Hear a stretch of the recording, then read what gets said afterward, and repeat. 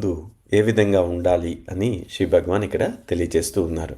సోమ తీసుకునే ముందు కొద్ది నిమిషాల పాటు మిమ్మల్ని మీరు గమనించుకోవాలి. ఇది వాటికే మీరు ఇది మాస్టర్ చేసి ఉండాలి. సాధారణంగా ప్రజలెవరూ కూడా తమ లోపలికి తాము చూసుకోరు. ఎప్పుడు కూడా బయటనే చూస్తూ ఉంటారు. మీ మనసులో ఏం జరుగుతుంది? ఎన్నో రకాల ఆలోచనలు వస్తూ ఉంటాయి, వెళుతూ ఉంటాయి.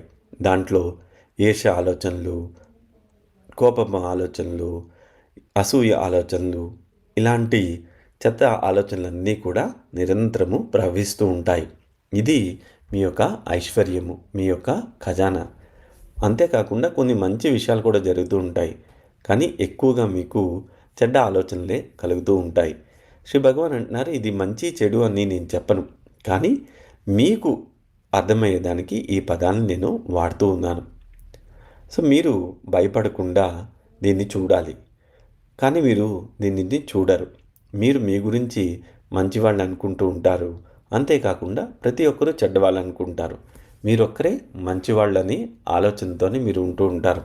నేనే మంచివాడిని, మిగిలిన వాళ్ళందరూ చెడ్డవాళ్ళు, ఈ ఆలోచనతోనే మీరు ఉంటారు. అందువల్ల మీ లోపలికి మీరు చూసుకోరు. లోపల ఏముంది? భయం ఉంది, భవిష్యత్తు గురించి ఆందోళన ఉంది, గతం గురించి బాధ ఉంది. మీరు వర్తమానంలో ఎక్కడున్నారు? ఎక్కడా లేరు.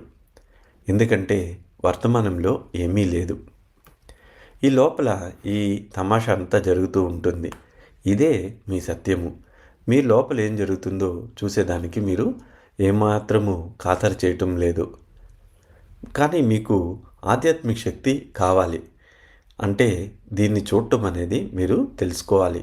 లోపల ఏం జరుగుతుందో దాని మీద ఎటువంటి వ్యాఖ్యానం చేయకుండా చూడాలి. మీ పక్కింటి వాళ్ళు మంచి కారు కొనుక్కున్నారు, దానివల్ల మీకు ఈర్ష్య కలిగింది. మీరు దాన్ని చూడాలి. ఈర్ష్యపు ఆలోచనని గమనించాలి. పక్కన వాళ్ళు మంచిగా ఇల్లు కట్టుకున్నారు, ఈర్ష్య కలుగుతుంది, చూడాలి.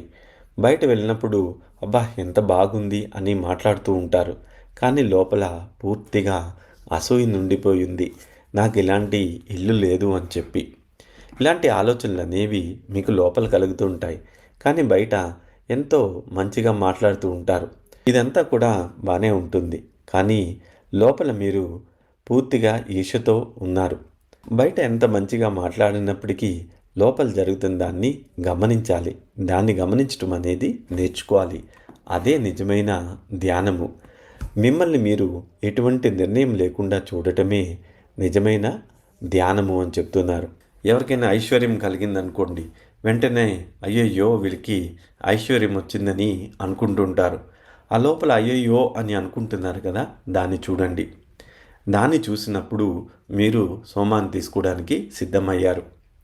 ఇది చేయకపోతే అప్పుడు మీరు పరంజ్యోతిని మీరు అడగాలి, లోపల జరుగుతున్న దాన్ని గమనించేదానికి సోమాన్ని ప్రసాదించండి అని. ఇది మొదటి అడుగు సోమాన్ని తీసుకునేదానికి. లోపల జరుగుతున్న దాన్ని గమనించిన తర్వాత రెండవ సోమాకి వెళ్తారు.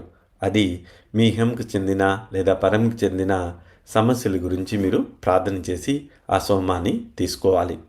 మీరు హిందువులైతే హిందువుల్లాగా, ముస్లింలైతే ముస్లిమ్స్ లాగా, క్రిస్టియన్స్ అయితే క్రిస్టియన్స్ లాగా మీరు ఆ పద్ధతిని అనుసరిస్తూ ప్రార్థన చేయాలి. చిన్న చిన్న గ్లాసుల్లోని సోమ పెట్టుకొని ప్రార్థన చేసి అప్పుడు సోమాన్ని స్వీకరించాలి.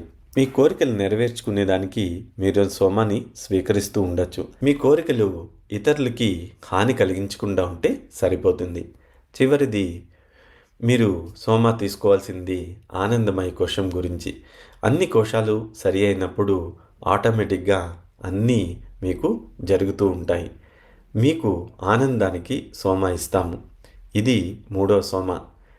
ఆనందం గురించి అడిగి సోమాని స్వీకరించాలి. ఈ రకంగా మీ సమస్యల్ని పరిష్కరించుకునేదానికి సోమాని తీసుకుంటూ ఉండాలి. ఈ రకంగా చేస్తూ ఉండడం వల్ల మీరు పరంజ్యోతికి దగ్గర అవుతూ ఉంటారు. మీకు పరంజ్యోతికి మధ్యన బంధం అనేది పెరుగుతూ ఉంటుంది. పరంజ్యోతి మిమ్మల్ని ఫైనల్గా ఆలింగనం చేసుకుంటారు. మీ చుట్టూ వారు ఆవరిస్తూ ఉంటారు. అప్పుడు మీకు మరణించిన తర్వాత ఏ అనుభవం కలగాలో అది ఇక్కడే మీకు జరిగిపోతూ ఉంటుంది. ఆ సమయంలో మీరు గతం గురించి, భవిష్యత్ గురించి ఎలా వర్తమానంలో జరుగుతున్నాయో దానిని కూడా మీరు చూస్తూ ఉంటారు. ప్రతిదీ భ్రమ అన్న ఒక వాస్తవాన్ని కూడా మీరు అనుభూతి చెందుతూ ఉంటారు. మీ గత జన్మల్ని చూస్తూ ఉండొచ్చు, ఇతర దేవీ దేవతలను చూస్తూ ఉండొచ్చు. అవన్నీ మీకు జరుగుతూ ఉంటాయి. పరంజ్యోతి మీకు ఈ అన్ని అనుభవాల్ని ఇస్తూ ఉంటారు. మరణం గురించి భయం అనేది పూర్తిగా వెళ్ళిపోతుంది. మీరు రేపు చనిపోవడానికి కూడా సిద్ధమైపోతూ ఉంటారు. మీకు మరణం అంటే అస్సలు భయం అనేది లేకుండా వెళ్ళిపోతూ ఉంటుంది. ఇలాంటి స్థితిల్లో మీకు ఇహంలో ఎటువంటి సమస్యలున్నా, కోరికలున్నా అవన్నీ కూడా పరంజ్యోతి పరిష్కరిస్తూ ఉంటారు. ఈ రకంగా మీరు సోమాన్ని తీసుకోవటం అనేది అలవర్చుకోవాలి అని శ్రీ భగవాన్ బోధిస్తూ వచ్చున్నారు. జై బోలో జ్ఞాన